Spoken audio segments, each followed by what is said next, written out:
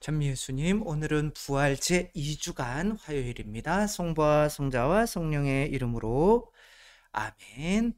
오늘도 니코데모와 함께 구원의 어쩌면 원리에 대해서 예수님께 설명해 주시는 내용인데, 이들이 하는 신학의 방식이 뭔가 잘못됐다라고 예수님께서 말씀을 하고 계신데 한번 볼까요? 요한이 전한 거룩한 복음이고요. 그러니까 니고데모와 처음에 대화하는 내용이 이제 3장에 나와요. 그때 예수님께서 니고데모에게 말씀하셨다. 너희는 위로부터 태어나야 한다. 바람은 불고 싶은 대로 분다. 너는 그 소리를 들어도 어디에서 와서 어디로 가는지 모른다. 영에서 태어난 이도 다 이와 같다. 이게 뭔 말인지 하나도 모르겠잖아요. 그렇죠? 사람이 다시 태어나야 되는데 위로부터 태어나야 된다. 근데 되게 단순한 거거든요. 어머니로부터 태어나는 거죠. 그러니까 어머니, 만약에 어떤 두 아이가 있었는데 한 아이는 늑대한테 키워졌고 한 아이는 인간 엄마한테 키워졌어요. 그러니까 늑대한테 키워진 아이는 또 늑대의 희생을 먹고 자랐겠죠. 그러니까 늑대가 위에 있는 존재인 거죠. 그러니까 그 위로 올라가는 건데 그 늑대가 희생을 해야 돼요. 젖을 줘야 돼요. 사람의 엄마도 마찬가지예요. 근데 늑대한테 키워진 아이는 두 발로 걸으려고 하는 이 아이를 이해를 하지 못해요. 왜 쟤는 두 발로 걷지? 왜 저 사람들은 저렇게 순교를 하려고 난리지? 왜 저 사람들은 돈을 잃고도 저렇게 기분이 좋지, 하느님께 감사하지? 뭐 이런 거죠. 이해를 하지 못해요. 그래서 바람은 불고 싶은 대로 부는데 너는 그 소리를 들어도 어디서 와서 어디로 가는지 모른다. 영에서 태어난 이도 다 이와 같다. 그러니까 제가 말씀드리는 것은 이런 어떤 신학이 이 지상의 비유로 뿌리박고 있어야 된다. 그게 결론인데 먼저 이야기를 해버렸네요. 니코데모가 예수님께 그런 일이 어떻게 이루어질 수 있습니까? 하자 예수님께서 그에게 너는 이스라엘의 스승이면서 그런 것도 모르냐? 이렇게 꾸짖으세요. 위로부터 태어나는 거 몰라? 왜 인간의 그거는 인간적인 얘긴데 라고 하는 거예요. 그러니까 예수님은 하느님 나라를 비유할 때 항상 뭐 밭에 씨 뿌리는 거, 뭐 그물 던지는 거, 밀가루 소말 속에 누룩을 넣는 거, 뭐 이런 것들, 뭐 씨앗을 뿌렸는데 뭐 새들이 와서, 그러니까 이 지상에 뿌리박게 하시거든요, 신학을. 근데 이들이 그 지상에서 그런 일들이 일어나는 것조차 이해할 수가 없다면 어떻게 하늘의 것을 이해할 수 있겠느냐, 이렇게 말씀하시는 거죠.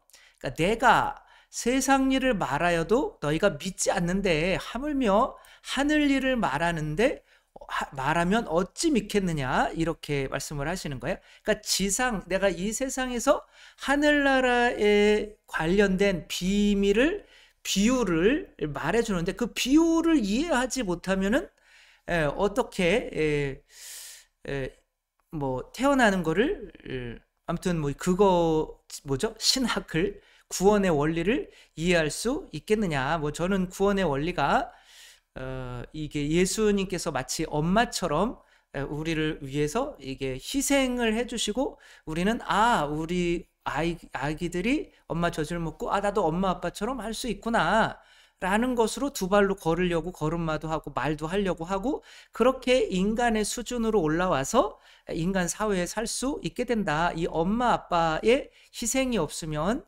절대로 아기들은 뭐 무인도나 뭐 짐승들에 의해서 키워지면은 절대로 인간이 살 수 있는 세상에 살지를 못한다. 이렇게 이제 비유를 하는 거죠. 근데 아니야, 뭐 그냥 무인도에 살아도 두 발로 걷게 되고 사람이 될 수 있어 라고 한다면 이제 더 이상 할 얘기가 없는 거죠. 이 지상의 것을 이해하지 못하는 상태에 이해하려고 하지 않는 거죠. 그래서 이제 그런 식으로 하면 또 그들이 비판하는 게 뭐라 그러냐면 너무 그런 걸 일반화하는 거 아니냐. 그런 한 예 가지고 뭐 동물에 키워진 아이들, 뭐 그런 아이들 가지고 어떻게 그게 뭐 이렇게 하냐, 뭐 여러 가지 그런 게 있지만, 근데 그들이 하는 이야기를 들어보면 뭐 이렇게 다 맞는 얘기 같은데 하나도 이 지상에 발붙이는 구체적인 어떤 그런 내용이 없어서 마음을 시원하게 이해시키지를 못하는 거죠.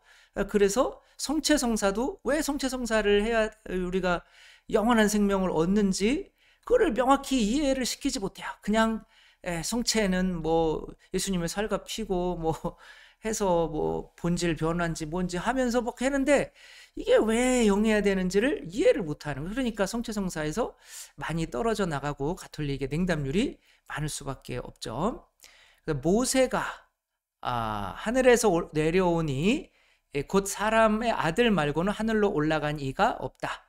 그러니까 이게 뭐냐면 남편이 있어요. 그 밖에서 돈 벌어 온단 말이에요. 그 남편까지 올라가는 사람은 그 남편에 의해서 자녀들에게 파견받는 그 엄마와 같은 거죠. 그렇게 그 엄마만이 남편에게 돈 받을 수 있다. 뭐 그런 뜻인데 모세가 광야에서 뱀을 들어 올린 것처럼 사람의 아들도 그렇게 들어 올려져야 한다. 믿는 사람은 누구나 사람의 아들 안에서 영원한 생명을 얻게 하려는 것이다. 뭐 이거에 대해서는 많이 이제 설명을 드렸죠. 예수님께서 이 광야에서 뱀의 자아에 물린 사람들이 자기 자아대로 살고 싶다가 어머니의 희생하는 그 희생을 보고서는 내 안에 있는 자아, 그러니까 내 자아를 죽이고 우리를 위해서 피를 흘리신 그 어머니의 희생, 그 굳은 살, 그런 단팥빵과 흰우유 뭐 이런 것을 보고 내 어머니가 저렇게 고생하는데 내가 내 안에 있는 자아, 세속육신 마귀로 뭐 그런 식으로 이해를 하지는 않지만 아무튼 뭐 그렇게 어머니의 뜻을 나를 죽이고 어머니의 뜻을 따르게 만드는 거죠. 그렇게 구체적인 어떤 예화를 구약에 이렇게 해놓고 예수님께서 그것을 비유로 말씀을 하시면서 나도 그처럼 너희를 위해서 할 거야 라고 이렇게 말씀을 하시는데 니코데모는 그때 당시에 율법학자들, 신학자들이죠. 그런 사람의 대표적인 사람으로서 이제 그런 이 지상의 것도 이해하지 못하는, 왜 뱀을 갖다 놓고 저렇게 불뱀에 물린 이들을 저 뱀을 보면 살아날 수 있게 했는지 그것조차 이해하지 못하는데 어떻게 나를 이해할 수 있다고 네가 와서 구원에 대한 것을 나에게 묻냐라고 말씀을 하시는 거죠. 그러니까 이제 이런 어떤 신학을 하는 것에서 뭔가 저 사람은 뭐 근데 많이 듣고 났는데 남는 게 하나도 없는 경우들이 있어요. 대단한 어려운 말을 쓰고 막 심지어 자기들이 만들어내는 말을 쓰고 막 하는데 이 성경에서나 이 지상의 삶에서 비유를 하나도 안 쓰고 말을 하는 경우들이 있어요. 근데 그런 사람들은 마치 뭐와 같냐면 이솝우화에 이런 게 있어요. 어떤 별을 연구하는 학자가 이제 별을 막 연구하는 거예요. 별만 연구하다가 가다가 이제 우물에 빠지게 된다는 거예요. 사람들이 야, 너는 하늘만 보면서 그 네 땅 앞에 있는 것은 못 보냐? 이게 비유거든요. 그러니까 뭔가 이렇게 신학을 하고 뭐 어려운 거를 하고 있지만 그 신학이 당장 내 앞에 어떻게 살아가야 되는지 그것을 비유로 설명을 해주지 못하게 되는 거죠. 그런 신학을 하는 그 어리석음을 이제 말해 주는 거죠. 예를 들면 삼위일체에 관한 거죠. 하느님은 어떻게 돼요? 삼위일체가 무슨 뜻이죠? 삼위이시고 한 분이시라는 뜻인가요? 그게 아니에요, 여러분. 삼위가 이미 세 분이란 뜻이에요. 한 분이신 하느님을 저는 믿나이다. 이렇게 되면 이것은 알라신 이슬람교의 신앙 고백이에요. 근데 이것에 대해서 우리나라에서 신학자들이 뭐라고 그러는 사람이 단 한 명도 없잖아요. 그리고 제가 이렇게 한다고 해서 저한테 뭐라고 그러는 사람도 없어요. 왜냐하면 저도 신학자거든요. 그리고 삼위일체를 전공을 했기 때문에. 근데 이제 그렇게 한다고 해도 안 바뀌어요. 왜냐하면 자존심이 또 상할 수도 있는 거고, 하느님은 한 분인데 성부, 성자, 성령 한 분이고 삼위이시고 도대체 위가 무슨 뜻이에요? 뱃속에 있는 위는 아닐 텐데, 위라는 말은 그냥 페르소나란 뜻이에요. 히라보로 하면 휘포스타시스라고 하는데 그것도 그냥 페르소나, 한 사람, 영어로 하면 펄슨. 그러니까 삼위 그러면 세 분. 근데 그 세 분이라고 그러면은 야, 어떻게 세 분이 한 하느님이 돼? 말도 안 되지. 그러니까 하느님이 되는 걸 뭐라고 그러냐면 본성이라고 그래요. 근데 본성은 하나인데 그 세 분이 있으니까 그 본성을 주고받아야 된단 말이에요. 그래서 뭐가 생기는 거냐면 렐라시오, 관계가 생기는 거야. 비움, 아버지 제 영을 당신의 손에 맡깁니다. 아버지는 나에게 모든 것을 다 주셨다. 그리고 그렇게 왔다 갔다 하는 그 선물 자체가 바로 성령님이신 거죠. 이게 부부가 결혼했잖아요. 그 남자가 성부, 여자가 성자, 그리고 둘이 이렇게 자기의 선물, 크리스마스 선물, 오웬리 단편소설, 이렇게 남자는 갑오로 이어 내려오는 이렇게 시계를 팔아서 아내의 빚을 사고, 아내는 자기 머리카락을 잘라서 이제 아름다움을 없앴다는 뜻이죠. 이제 남편의 시계줄을 사고, 이게 다 희생이잖아요. 그러니까 내 희생, 이게 내가 가진 모든 것을 이렇게 내어주는, 그게 성령님이라면 선물이란 말. 그 선물을 통해서 둘이 하나가 되는 거죠. 그러니까 하나의 사랑이 되는 거죠. 그래서 하느님은 사랑이십니다. 이 삼위일체가 돼야 되는데 한 분이신 하느님을 저는 그러니까 하느님이 한 분이시라면 어쩌자는 거예요? 한 분이 뭘 할 수 있겠어요?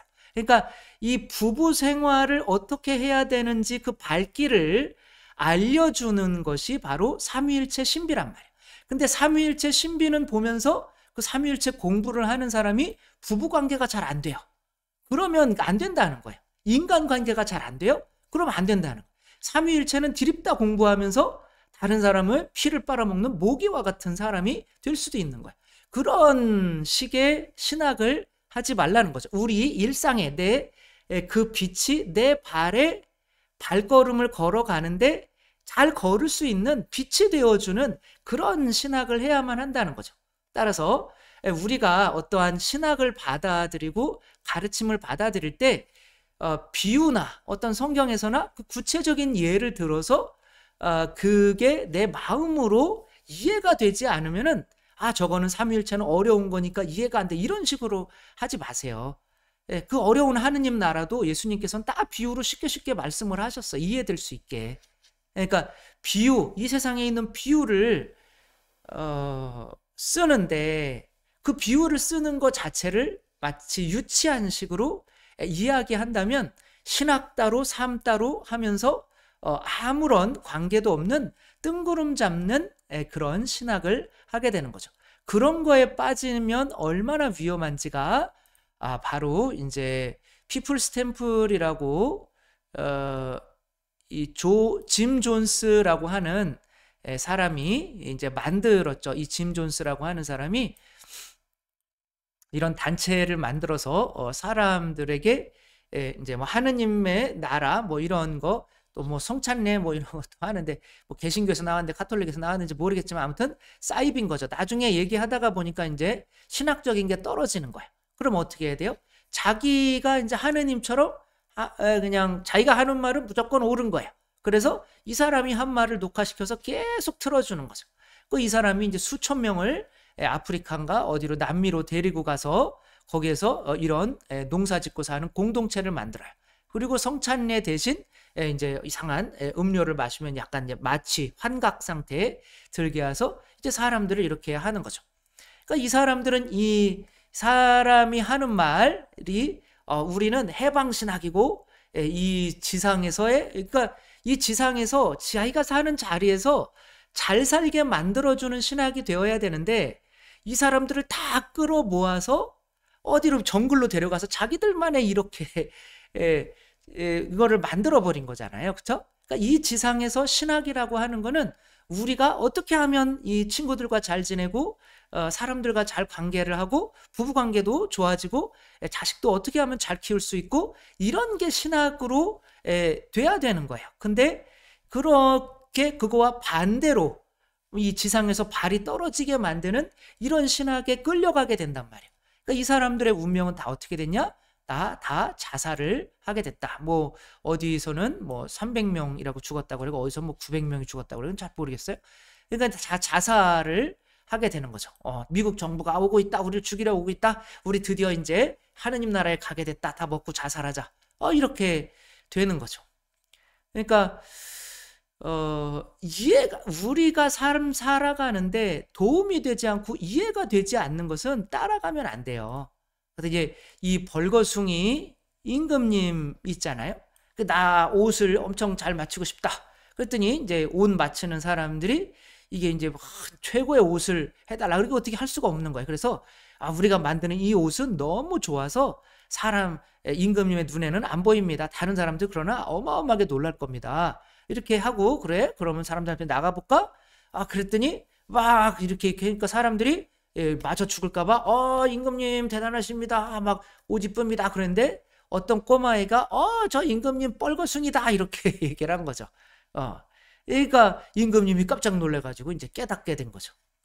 그러니까 어린 아이처럼 아주 쉽게 이해가 되지 않는. 근데 뭐 제게 또 복음 이게 너무 어렵다고 해서 많이들 그러기는 하지만 그래도 저는 최대한 쉽게 하려고는 하는 건데 그리고 뭐 저의 꿈은 어쨌거나 이 성체성사를 통해서 어떻게 인간이 구원되는지를 이렇게 모든 사람들이 이해할 수 있게 이렇게 전파해서 어떻게 보면 제2의 아구스티누스처럼 또 그런 신학이 쉽게 이해할 수 있고 그래서 성체 영해야 되는구나 라는 것을 또 이렇게 전하고 가는 게 제 사명인 것 같고 꿈인 것 같은데 아무튼 그런 것들이 내가 성체를 영해서 내가 내 안에 하느님이 계시고 나도 물 위를 걸을 수 있고 나도 원수까지도 사랑할 수 있는 존재고 그런 믿음 때문에 내가 하느님 자녀가 돼가는 거죠. 내가 인간이구나. 아기들이 그래서